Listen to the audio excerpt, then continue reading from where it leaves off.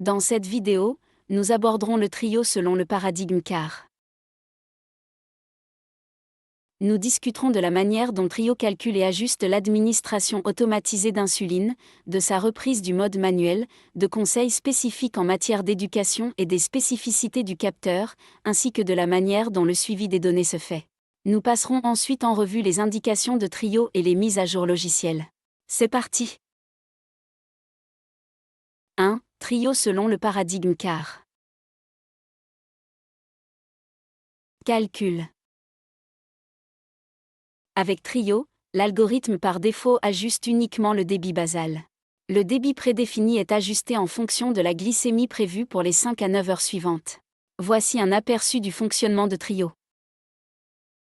Trio réunit différentes prévisions de glycémie ou BG pour calculer la glycémie prévue de l'utilisateur à la fin de la durée d'action complète de l'insuline actuellement administrée, ou DIA.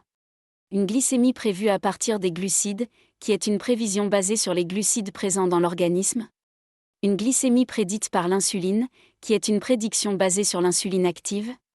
Une glycémie prédite par un repas imprévu, qui est une prédiction en cas de consommation imprévue de glucides ou d'autres conditions entraînant un changement inattendu des besoins en insuline.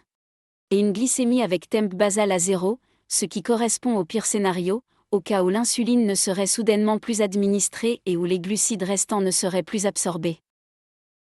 Trio prend en compte les erreurs de prédiction, car la prédiction BG éventuelle est ajustée en fonction de l'écart entre la glycémie actuelle et la glycémie prédite, également appelée impact glycémique. L'algorithme prend également en compte la tendance glycémique en calculant le delta, ou la différence entre la glycémie actuelle et passée. Il tient également compte de la dynamique glycémique à court et à long terme, qui correspond à la variation entre la glycémie actuelle et celle d'il y a 15 et 40 minutes. Le besoin en insuline ou insulrec est calculé en soustrayant la glycémie cible de la glycémie minimale prévue, puis en divisant cette différence par la sensibilité à l'insuline, ou ISF. Ce besoin en insuline déterminera s'il faut augmenter ou diminuer le débit basal préréglé manuellement. Si une hypoglycémie est prévue, l'insuline basale sera arrêtée et la prise de glucides de secours pourra être recommandée. Ce seuil de sécurité minimum est déterminé par la glycémie cible, mais peut être dépassé jusqu'à 120 mg par décilitre ou 6,7 mmol par litre.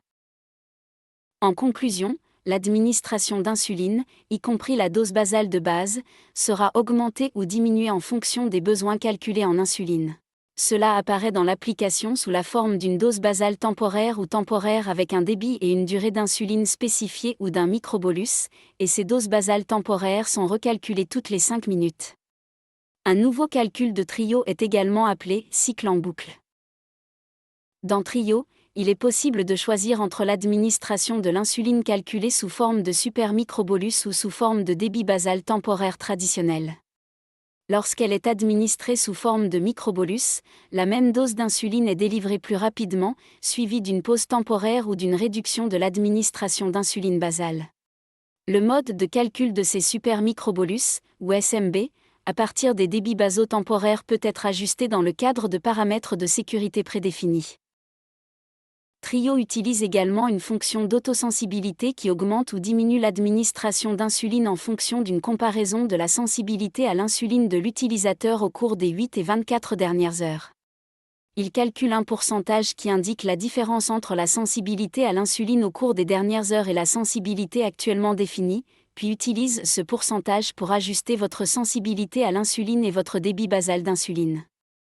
La fonction autosan peut également être appliquée à la valeur cible, en l'ajustant en fonction du rapport de sensibilité calculé.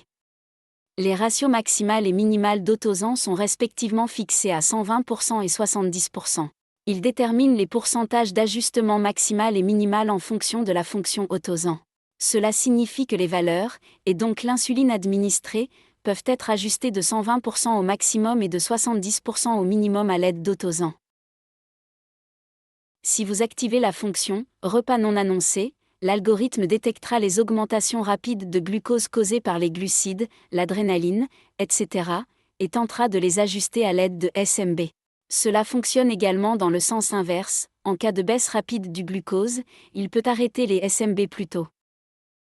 De plus, Trio propose la fonction dynamique ISF ou facteur de sensibilité à l'insuline dynamique, qui permet d'ajuster votre sensibilité à l'insuline de manière plus agressive.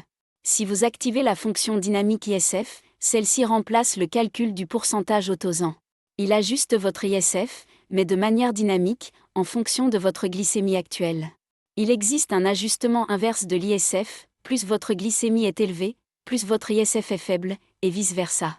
La formule par défaut pour l'ISF dynamique utilise une échelle logarithmique pour déterminer le rapport d'ajustement de l'ISF. Ce calcul combine l'insuline quotidienne totale des 2 dernières heures et des 10 derniers jours, la glycémie actuelle, et le type d'insuline utilisé afin de déterminer la sensibilité actuelle à l'insuline pour ce cycle de boucle. Cette méthode est vue comme la plus précise sur le plan physiologique pour déterminer la sensibilité à l'insuline à partir des mesures de glycémie. L'indicateur ISF logarithmique dynamique doit d'abord être réglé manuellement au moment où il est activé. Le facteur d'ajustement logarithmique doit commencer à environ 0,02x votre dose quotidienne totale moyenne d'insuline. Le facteur d'ajustement est une valeur très individuelle et sera différent pour chaque personne. L'agressivité logarithmique peut être ajustée à l'aide des paramètres autosant maximum et minimum. Le facteur d'ajustement logarithmique ne doit pas être utilisé pour modifier l'agressivité. La deuxième option pour dynamique ISF utilise une formule sigmoïde. Cette formule est plus simple et contient moins de variables, mais elle est moins précise sur le plan physiologique. Sigma n'utilise pas votre insuline quotidienne totale, mais se base uniquement sur l'écart entre votre glycémie actuelle et votre objectif. Avec Sigma, dynamique ISF utilise le profil ISF lorsque vous atteignez votre objectif glycémique. L'agressivité de Sigma peut être ajustée à l'aide de 3 paramètres, le facteur d'ajustement Sigma, autosant maximum et autosant minimum. Dans Sigma, le facteur d'ajustement ne doit jamais être supérieur à 100% et doit rester autour de 50% pour la plupart des utilisateurs. Une valeur inférieure à 50% entraînera une réponse plus lente, tandis qu'une valeur supérieure à 50% entraînera une réponse plus rapide. Si un utilisateur n'est pas en mesure de régler ses paramètres logarithmiques, l'option sigmoïde est recommandée.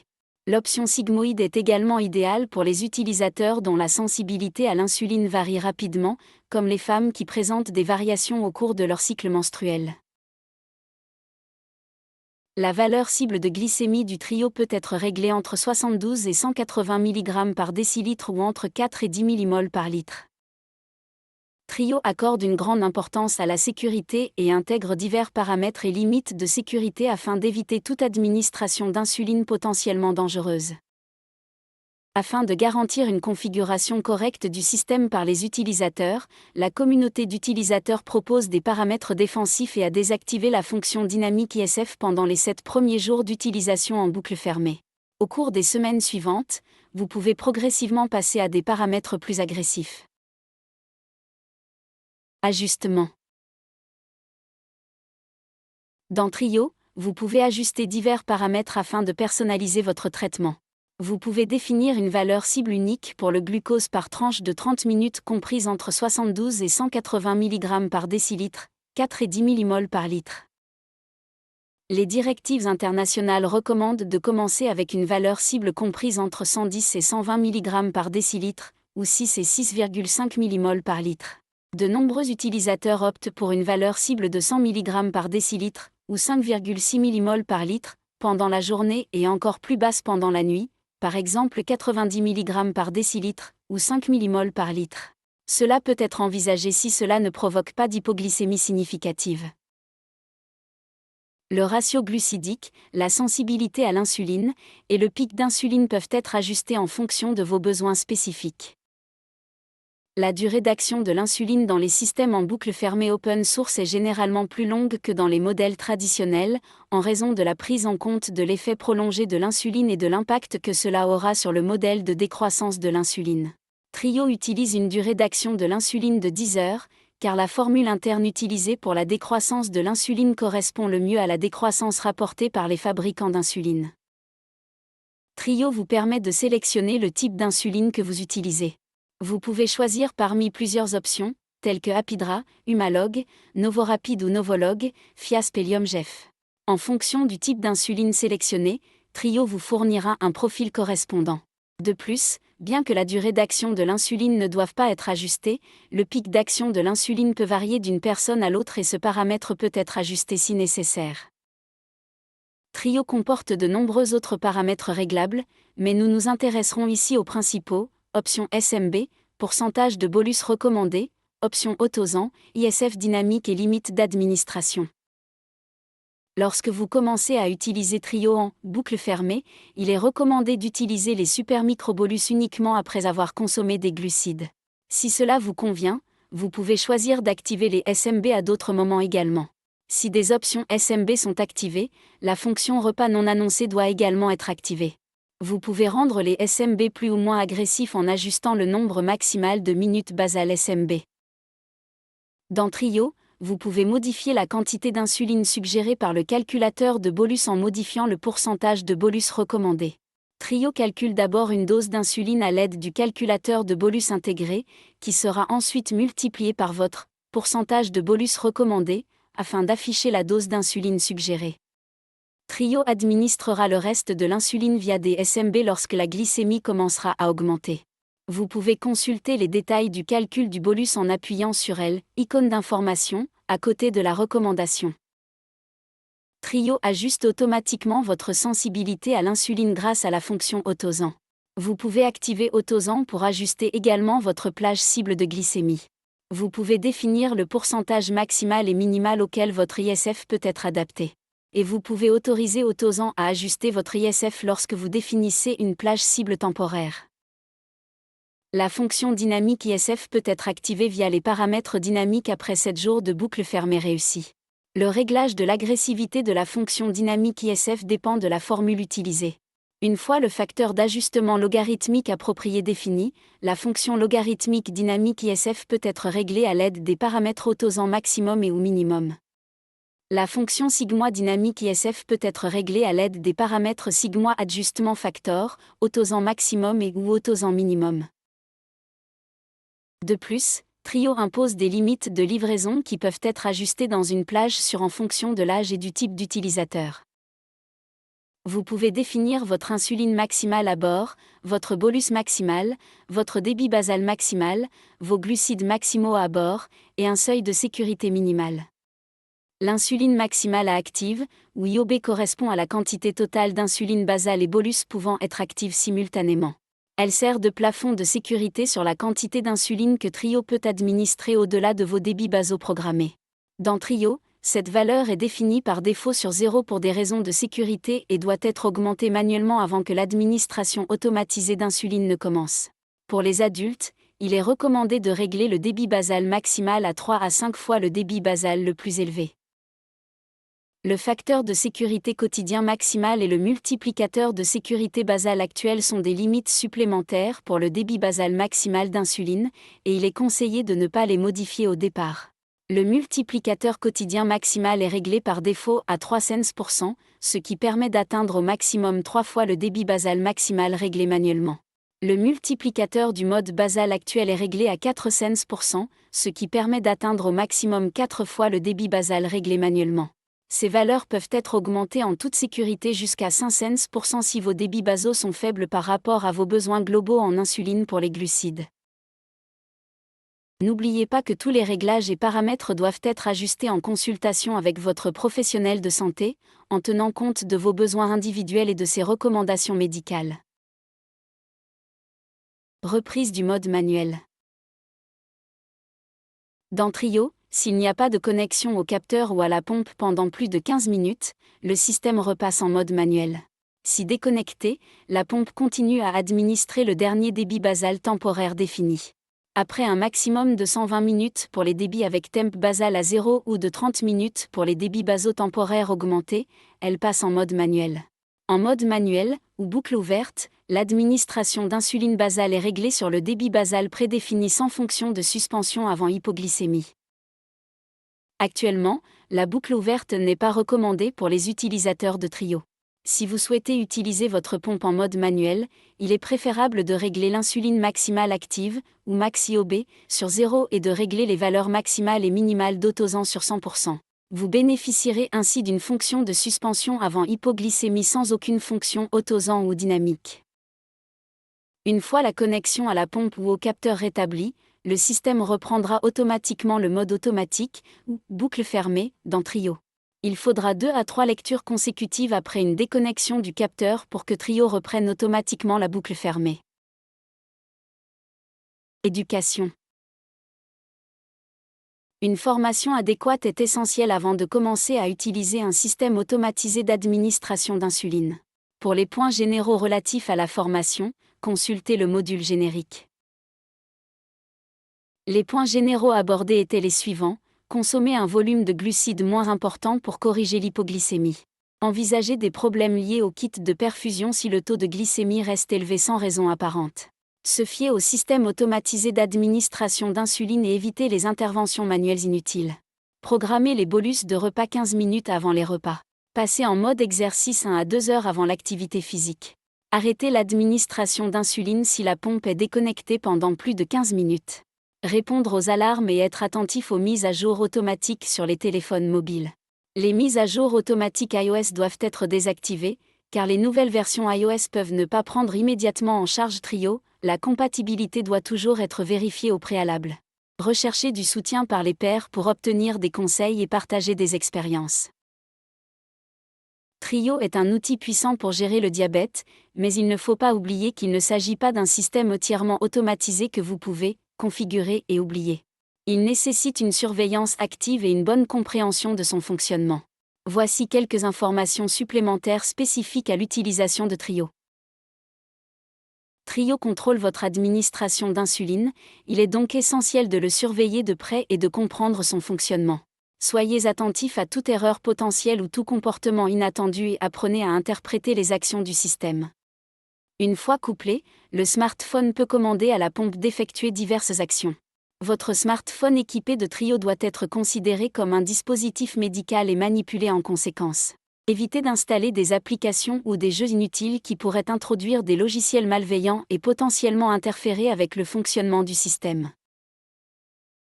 Installez toutes les mises à jour de sécurité fournies par Apple afin de protéger votre appareil.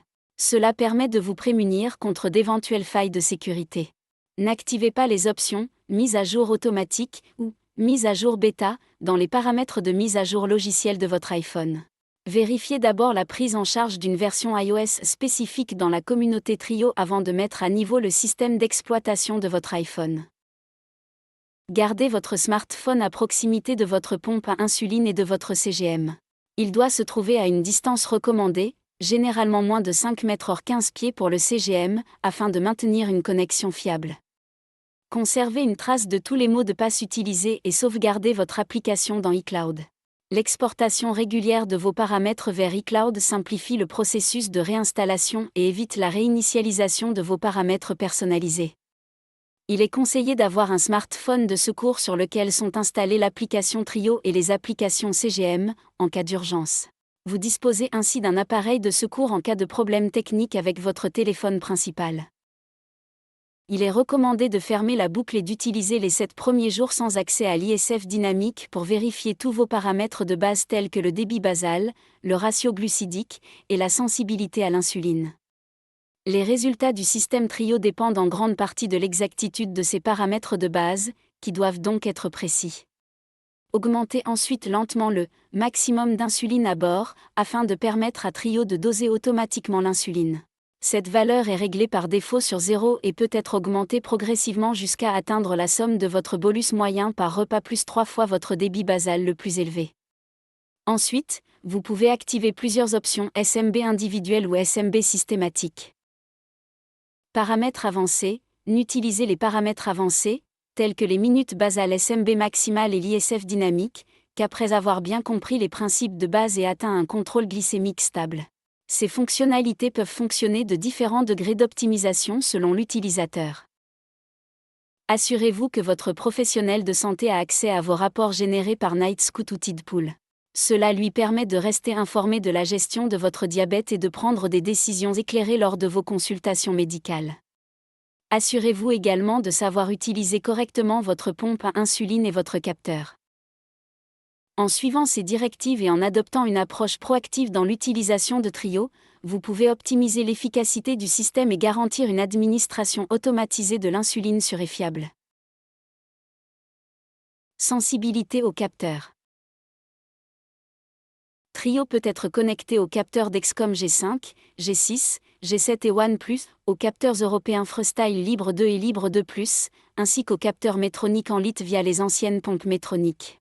Étant donné que Trio peut se connecter directement aux capteurs européens Freestyle Libre 2 et Libre 2 Plus, l'application LibreLink n'est nécessaire que pour démarrer un nouveau capteur dans ces cas-là.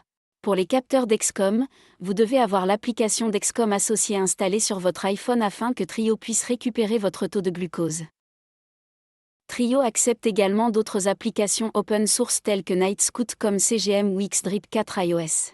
Ces applications peuvent être utilisées pour transmettre les données du capteur à Trio via une connexion Internet, bien que les connexions natives à CGM soient plus stables. Certains utilisateurs optent pour des applications open source pour bénéficier de meilleures alarmes et d'une meilleure connexion à d'autres appareils. Dans un système AID, il est essentiel que les valeurs du capteur soient continues et précises pour garantir un dosage correct de l'insuline. Si la lecture glycémique du capteur est instable ou bruyante, cela peut entraîner un dosage incorrect de l'insuline, ce qui se traduit par des taux de glycémie élevés ou bas. Dans ce cas, il est important de désactiver le mode automatique jusqu'à ce que le problème soit résolu. Le problème peut être lié à la configuration du capteur ou à des problèmes avec le capteur ou le site. Si nécessaire, il peut être nécessaire de remplacer le capteur de glucose pour résoudre le problème. Si vous constatez des valeurs de capteur instables ou bruitées, vous pouvez essayer d'activer la fonction « valeur de glucose lissée » dans les paramètres de l'appareil CGM. Si votre capteur n'affiche pas de chiffres ou de flèches, ou si vos résultats ne correspondent pas à vos symptômes, utilisez votre glucomètre pour prendre des décisions concernant le traitement du diabète. En cas de doute, sortez le glucomètre.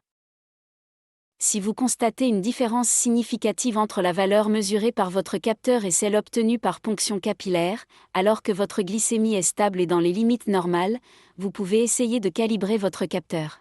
Pour ce faire, rendez-vous dans les paramètres Trio, dans le menu CGM ou directement dans l'application du capteur. Suivi. Dans Trio, le partage des données glycémiques avec les professionnels de santé et les membres de la famille est possible via Nightscout, Tidpool, Apple Health et via Dexcom Share ou LibreView. Le partage des données glycémiques et insuliniques n'est possible que via Nightscout et Tidpool, Nightscout étant l'option préférée.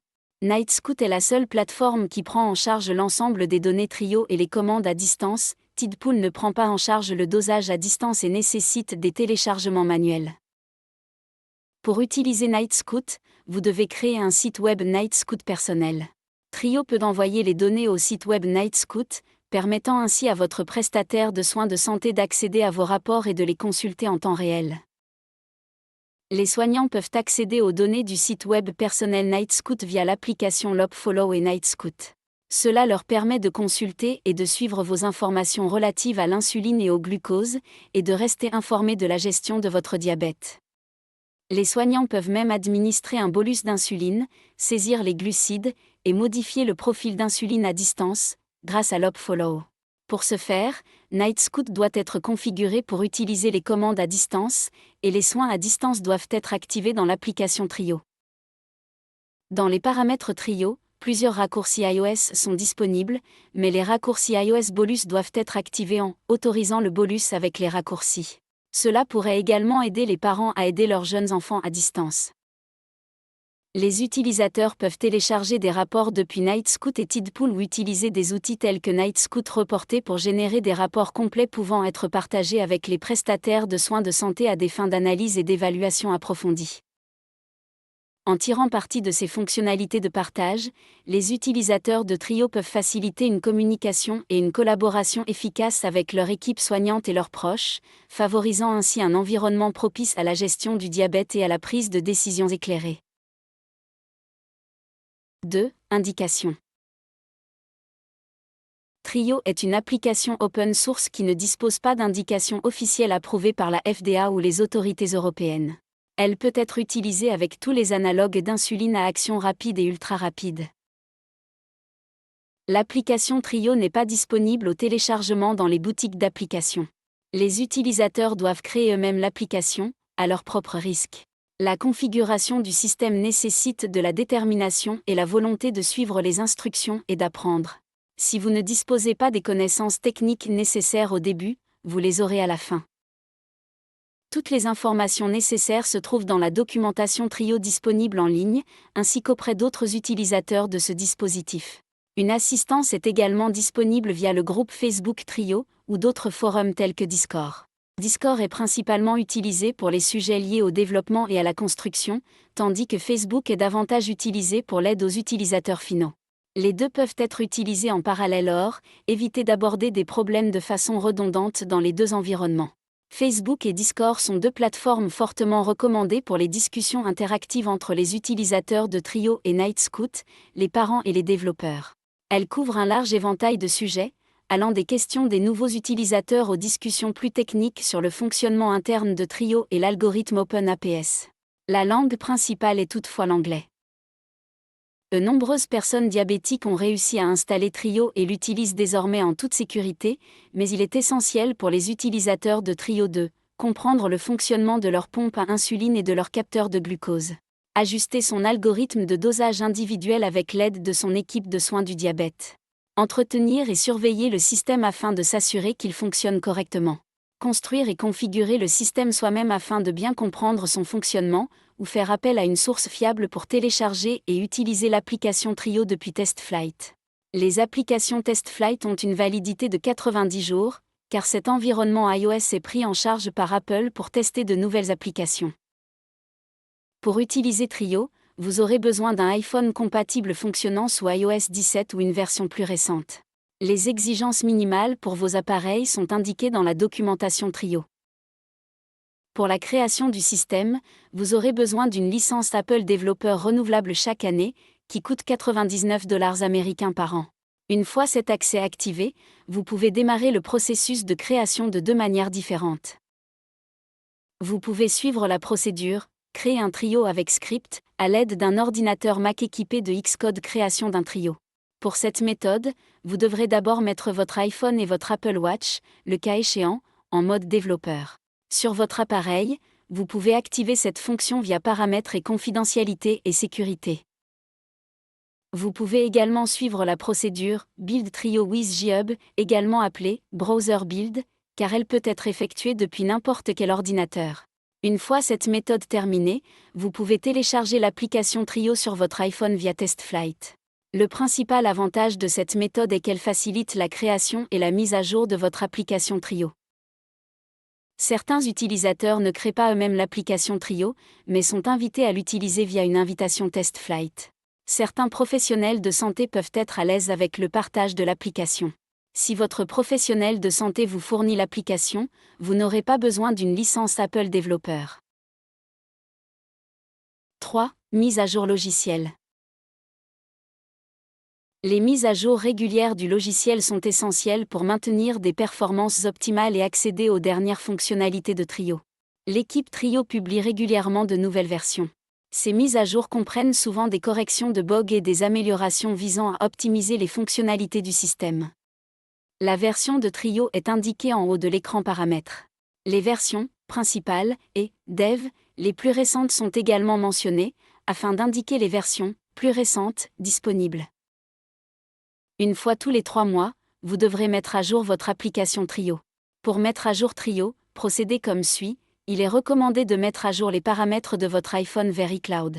Ainsi, tous les paramètres de votre Trio seront sauvegardés sur iCloud. Vous pouvez sauvegarder votre iPhone via les paramètres. Lors de la construction, conservez les mêmes touches de signalisation que lors de l'installation précédente. Si vous utilisez la méthode « Créer un trio avec le script », vous utiliserez Xcode pour actualiser le code vers la nouvelle version, tandis que votre iPhone et votre Apple Watch sont connectés et alimentés.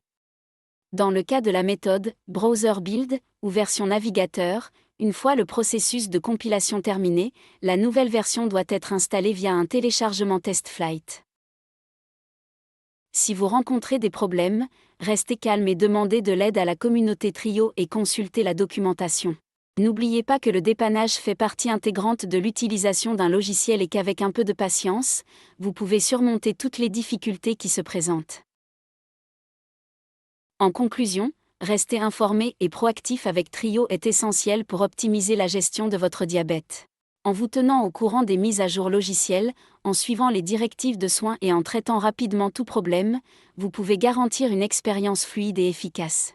Privilégiez la sécurité, tenez des registres précis et utilisez les ressources disponibles pour obtenir de l'aide. Profitez des possibilités offertes par Trio pour améliorer votre santé et votre bien-être.